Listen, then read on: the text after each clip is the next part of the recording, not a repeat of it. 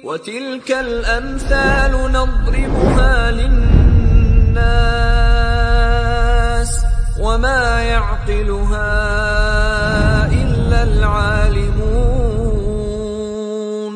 Bolehnya menghajar itu ada dua kondisi. Kondisi yang pertama dalam rangka menjaga agama kita, menjaga barakallahu fikum kehormatan kita, harta kita. Contoh misalkan pelaku bid'ah, kita hajar dalam rangka apa? Menjaga akidah kita. Ya, kita hajar itu maknanya didiamkan, tidak duduk bareng-bareng, tidak kita tegur dan seterusnya. Ya, kalau dia sakit kita tidak jenguk, misalkan, itu namanya hajar. Yang kedua, menjaga kehormatan. Ya, kalau kita misalkan gaul sama orang-orang rusak, kita akan dibilang rusak juga. Orang yang mandang kita rusak.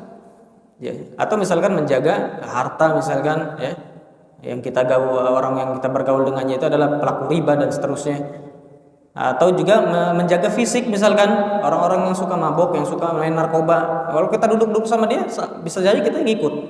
Nah, yang kedua ini dalam rangka mendidik, ta'bid, ya. Ta'dib. Dalam rangka mendidik sebagaimana apa? Abdullah bin Mughaffal menghajar kerabatnya yang main ketapel, ya. Beliau menasihati kerabatnya ini dengan hadis Rasul sallallahu alaihi wasallam bahwasanya Rasul melarang dari main ketapel. Kata Rasul sallallahu alaihi wasallam, ketapel ini tidak bisa untuk berperang, tidak bisa membunuh musuh. Ya, tidak bisa juga untuk apa? Untuk barakallahu fikum mencari misalkan untuk menangkap binatang dan seterusnya kan? Enggak bisa juga, ya. Yang ada apa? Ketapel itu merusak gigi atau merusak mata. Ternyata diulangi oleh kerabatnya. Akhirnya apa?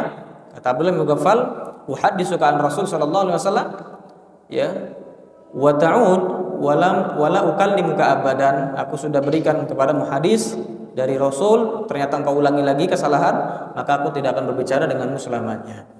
Ini dalam rangka mendidik, ya.